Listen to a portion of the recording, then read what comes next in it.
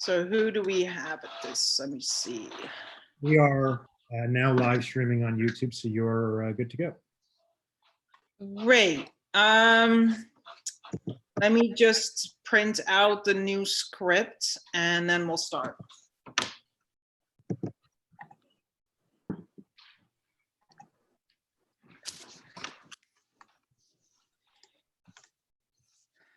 Okay, so I'm calling the meeting to order on April 20th at 6:32 p.m. Welcome to the CB6 Housing, Homeless, and Human Rights Committee. My name is Corinne Vanderdonk, and I am the chair of the committee. Tonight, we are joined by CB6 District Manager Jesus Perez and Assistant District Manager Toby Osterman.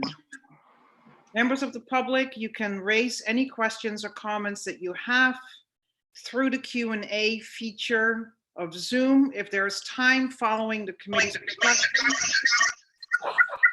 we will field questions from the public. Tonight's meetings will be taken by Matt Roberts. Thank you, Matt. And we will now take attendance by roll call. Cody, please call the roll.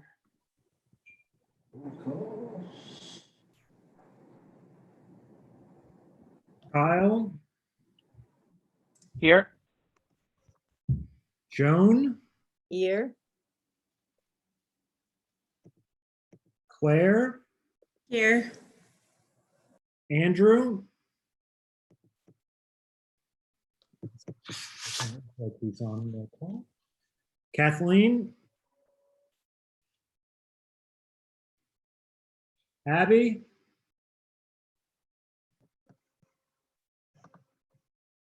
I don't know that we can hear you, but we can see you. Abby? No, she's connecting to you. We'll see. Rich? Here. Karen?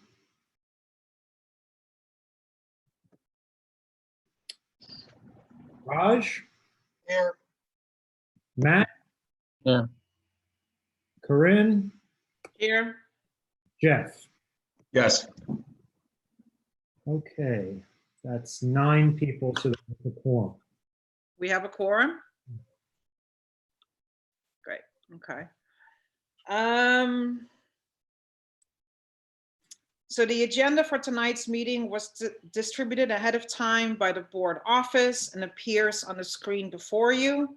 If there is no objection, we will adopt the agenda as stated.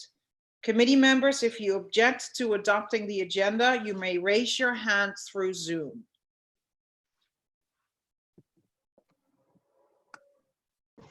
Seeing no objections, the agenda for tonight's meeting is adopted. The minutes from the prior meetings were distributed to committee members ahead of time by the board office. If there's no objection, we will adopt these sets of minutes. Committee members, if you object to adopting the agenda, the minutes, you may raise your hand through Zoom. Seeing no objections, the minutes from prior meetings are adopted. They will soon be available on the CB6 website.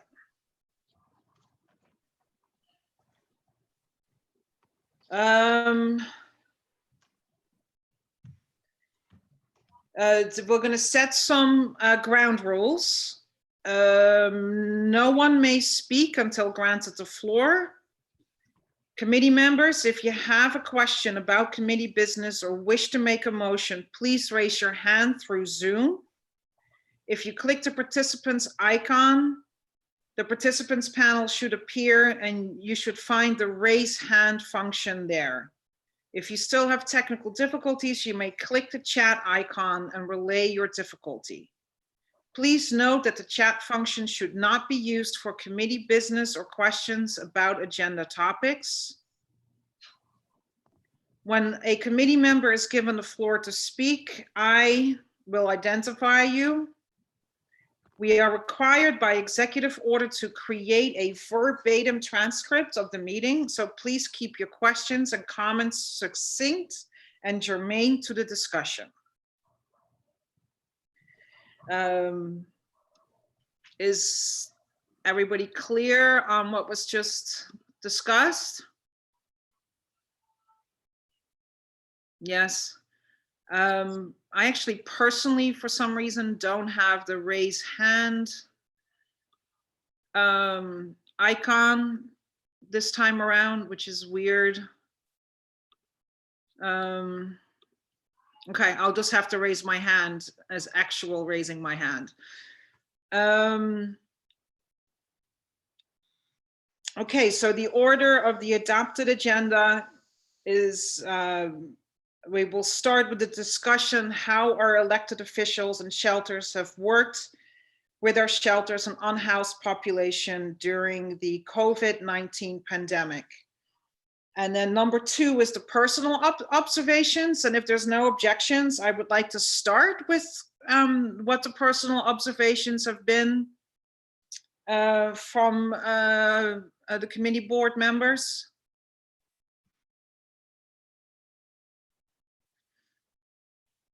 Does anybody want to share their just kind of their personal observations of walking around? Are they seeing encampments? Are they seeing, what is everybody seeing? I can start off. This is Kyle here. I don't have any personal experience in this, but one of the things that I've been seeing pop up in articles and things of that nature has been the sexual harassment of tenants. So people who were unable to pay their rent, being sexually harassed by landlords, sort of like, sex in exchange for rent type things. So there was a big article, I think it started on BuzzFeed or something like that. But if there's something that we could do to either, petition someone to start some sort of hotline or get some tenants' rights, Bill of Rights type thing out into the communities, particularly the vulnerable population. So minority communities or, immigrants and undocumented peoples, because they seem to be the most vulnerable to be preyed on in this type of situation. So I did see a lot of articles about that popping up. Okay, that's very disturbing. Ugh, okay. Thank you, Kyle. Anybody else want to share what they're seeing? I've noticed just on the street, it seems like probably the hardcore homeless are really the ones who are now out and about. They tend to be under scaffolding. You'll see, I haven't necessarily seen encampments, but I have seen individuals, solitary individuals, sort of set up, shop around 42nd Street and some of the side streets as well. But again, I think that what's out, there as far as individuals go are the ones who are hard to place in shelter because they're probably the ones that the safe havens are looking to bring in. And unfortunately, I think at this point, they can't. So that's what I tend to see. I have seen, some levels of aggressive panhandling because with the few people that are outside, you tend to notice it pretty, obvious. But, and the other thing I noticed is by the 30th Street shelter, there have been people sort of congregating outside and they're not necessarily being physically distant. And so that was just something I saw when I was jogging by there. I just saw like underneath the scaffolding, 3-4 people who are fairly close together. They might be from the shelter. I wasn't, able to tell, but, they certainly weren't practicing that. And, that's the other thing I saw. Yeah, but then the shelter interior itself doesn't allow for social distancing anyway. That's just terrible in itself. Yeah, in and of itself. So yeah. And just as well, I've been seeing a lot of people basically setting up camp at bus stops. So using the bus shelters as a place to stay safe, I guess. So I've been seeing a lot of that. And my mom still goes to work because she's an essential employee, and she says that she's seeing a lot of homeless populations on the subways as well. So I know there's like a big movement with the city council to shut down the subways and all of that. But then that could also lead to another issue of where do those people who are staying in the subways then go? Yes, and you know, like as I already said about the 30th Street shelter, I mean, if I was homeless right now, I would not want to be in a shelter environment where you cannot social distance by the mere setup. So in a way, the subway or a bus shelter would be a safer place. Yeah, I just had So- a thought here. If, or unless Karen, I don't know if you want to follow up, or I said something else to add to it. Sure, no, go ahead. You know, my observation here is, you know, I've been out pretty frequently, and I'm definitely noticing. I think there's sort of an overall problem here, which is that we've got less people on the streets in general. You've got more. You've got probably I think an equal number of homeless as before, and then also, you know, that like 20 or 25% NYPD reduction, right? Just generally throughout the city. And I think that what we have are probably the ingredients of a very difficult and unpleasant situation here. Just today, I forget the exact block it's on, but someone here probably knows this. There's like a I think a methadone clinic in the 40s, like just off 2nd Avenue. And you know, all those like rehab people were out in the streets. I'm not necessarily, I don't know if they're quote unquote homeless or not, but I'm going to group them all kind of together here. So I think that we have like a little bit of there's an imbalance here, and particularly with like, I think, public safety. And I don't know what the city is necessarily doing to get these people off the streets, but their manpower is certainly limited.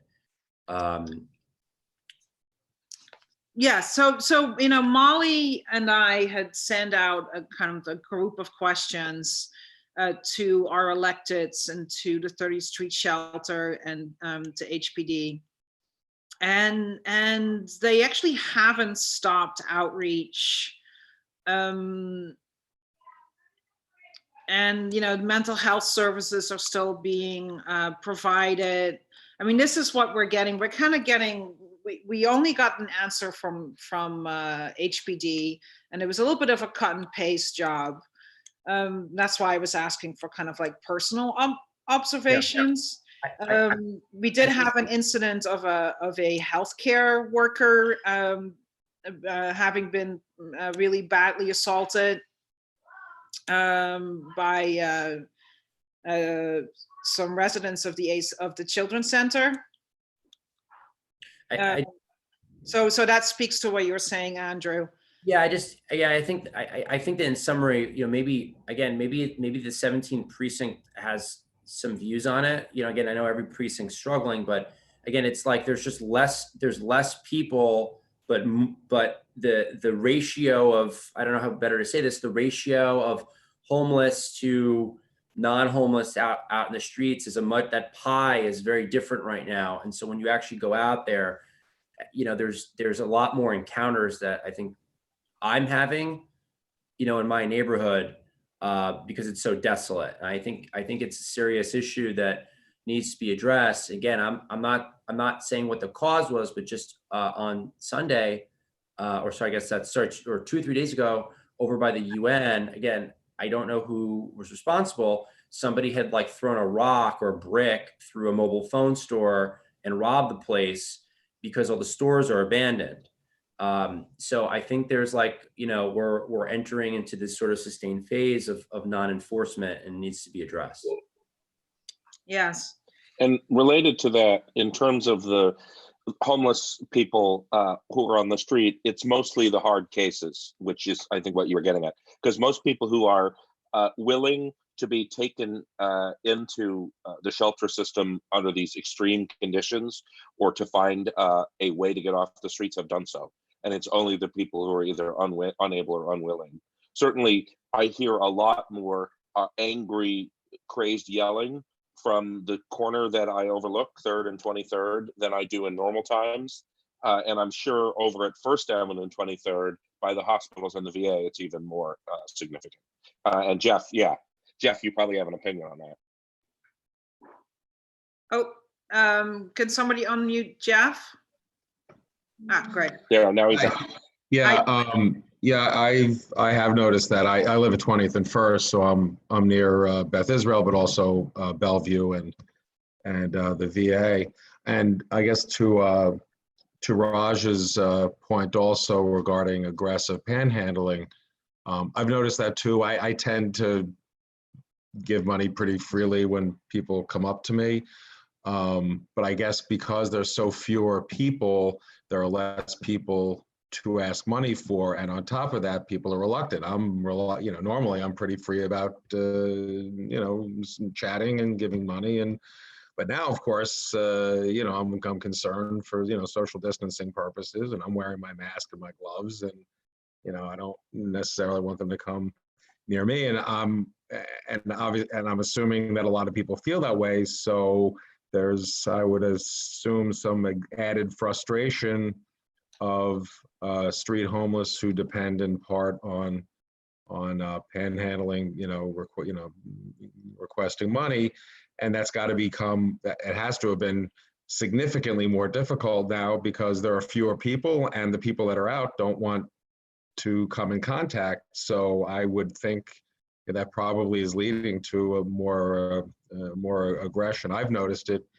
Even one time I said, I'll tell you what, I'll leave the money here on this thing, and then I'll take off, and you can, that way I was able to keep my distance, but give the guy some money. So, but I would imagine it's added to their frustration, and so it's but I've definitely noticed a significant, much more aggressive panhandling. I'm guessing because of those areas, and Rich had mentioned.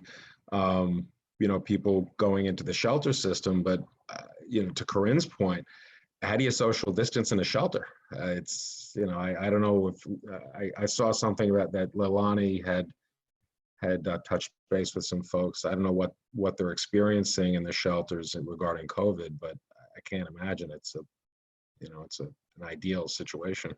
No. Corinne, So, Matt, yes, Cody? Matt has his hand raised. I just wanted to make sure you saw that. Oh, no. Okay, Matt, you have the floor. Thank you, Cody. So just to address a bunch of the comments that have been raised before, I can say that NYPD has been acting pretty rapidly on any tips, any complaints that come in as far as encampments go. There have been a lot of crime incidents, everything from larcenies to criminal trespass to burglaries with homeless. But I think what's really happening is, we know they don't want to be in the shelters on a normal day. They certainly don't want to be there now. So I think that's really the bigger concern, is we sort of have to treat everybody as if they can transmit this virus to somebody else, not knowing who's positive and who's not. But I will say that, homeless activity is certainly out there, and I think it's more perception that it's, fewer people around, and those are the people that are still out there. So there's definitely a lot of activity. But, if there's any NYPD related incidents in the 17th precinct, let me know. I would imagine the 13th is also keeping tabs on it down in their territory. That's all. Great. Thank you, Matt. So that kind of brings me as to what our elected officials are putting forward. I do just want to. I'm sure most of you already know, but they are. The city is opening up 10,000 hotel rooms for homeless that have a positive COVID test to be housed. So that's a start, but this is very much still a moving target. There's also it's the homeless situation, it's safety when it comes to people not being, Kyle, what you're talking about, people not being able to afford rent. We're certainly going to have a tsunami of cases of people not being able to afford rent and evictions in the next couple of months. And so there's, I had made a list for the full board, and since then I haven't really had had a chance to kind of look if anything new has come out, but I was wondering if there's a volunteer for our next meeting who can look at all the rent regulations, what is being proposed, and discuss it at our next meeting. Okay, I see Abigail raising her hand. So great, Abby, thank you so much. So now, and also for the next When is meeting, our next meeting? sorry, When is our next meeting? in May. Cody, when exactly? Second. May 18th. May 18th? Okay, great. Thank you, Abby. And then just, which brings me to, on May 18th, we're going to have a, sorry? And I can also volunteer with this is Kyle. I said I can volunteer on that if you need help on that. I'm sorry, say that again, Kyle? Oh, sorry. I can help out with that with Abby if she needs any help. That'd be great. Thank you, Kyle. Yeah, if the two of you can kind of give us a breakdown of what all our electeds are proposing and what we think as a community board would be really effective, and then push that forward. That'd be great. Joan has her hand raised, Corinne? Oh, hi, Joan. You're still muted. I can also help with that. Great. Oh, yes, great. Of course, Joan, you'll be great at that. So that's a great team, Abby, Joan, and Kyle. Thank you. Heads up that the May meeting will be a joint meeting with Health and Education and HHHR. The main reason for that is that we want to write push forward a resolution that going forward, that students and homeless students going forward will be provided with free Wi-Fi, COVID or not. And the reason that I want to push that now is so that once pause is over, that this Wi-Fi service will not be yanked away from these students. Jeffrey has already volunteered to start drafting a resolution on that. I think you should start talking with John Keller about that as well. But if there's anybody else who wants to work with Jeff on that, let me know.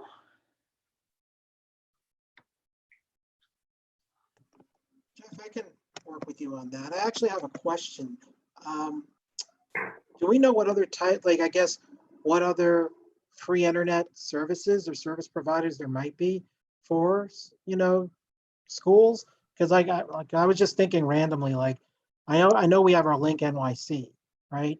And if there's a way to somehow potentially piggyback off of that, because I think that's a great point. I mean, what is it that can be done for homeless students to yes, it cannot be expensive. I mean, this is all existing technology. Maybe it can piggyback off Linksys. I mean, is Linksys fast enough to do a Zoom call on, or? I don't know. That's a good question. I don't imagine it is, because generally free Wi-Fi is usually like bare bones. I mean, I'm running my house off of the Link NYC kiosk outside the window, and I'm getting 200 plus megabits down. So That's it's great. And that's from across the street. So it is right. possible, but you have to be in line of sight of the kiosk. There's a New York City mesh network that we can reach out to and see if they can work on this. That's the community that trained me how to do what I'm doing. Okay. So it's a good group. Okay, great. So Cool. so maybe Jeff, did you register with that? So yeah, that's that maybe you know, I mean, anyone who has children knows. I mean, my children couldn't even attend school without internet access. It's just, so it's just one way to one small way we can maybe alleviate some of these inequities going forward. And then new business, Richard Mintz is our new co-chair, which I'm very happy about. Thank you, Richard. Cool. And that's it, unless somebody else has anything else to add. Jeff?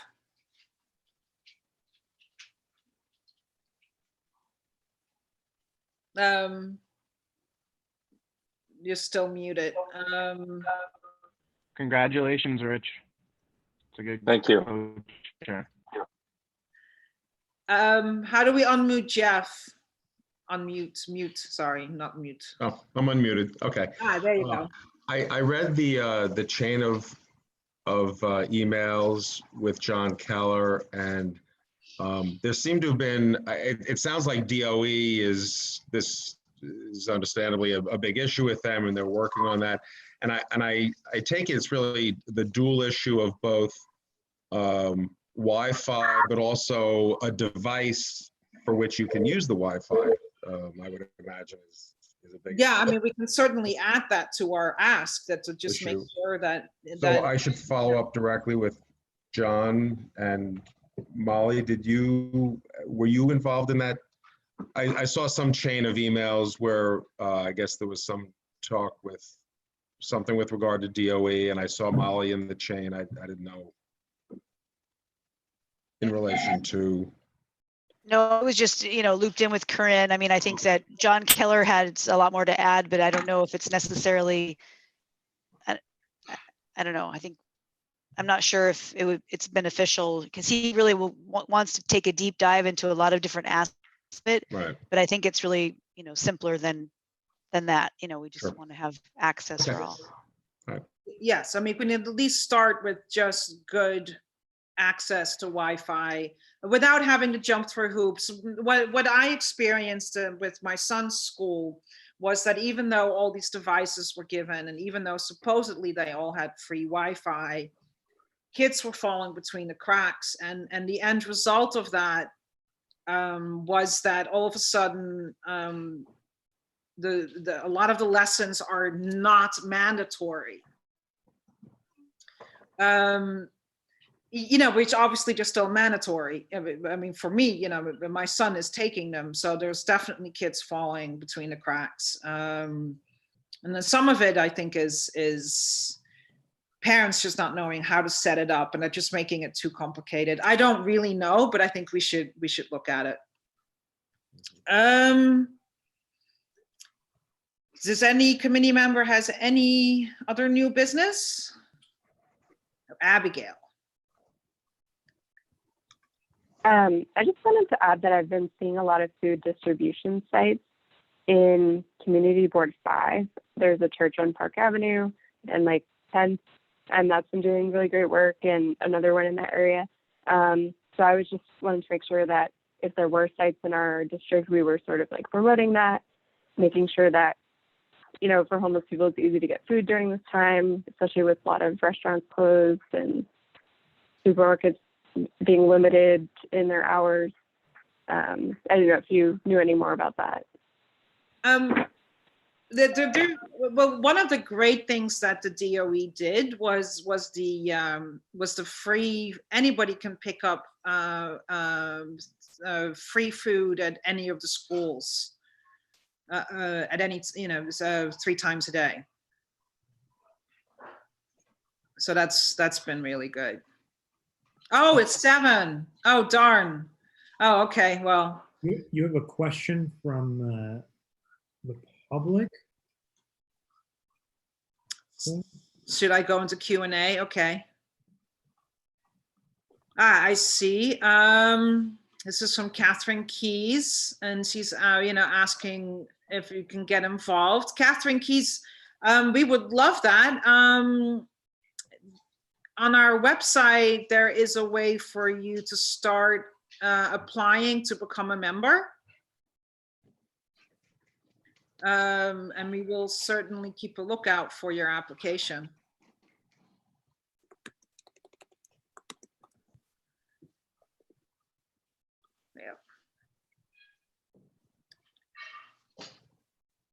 And I think, any other new business?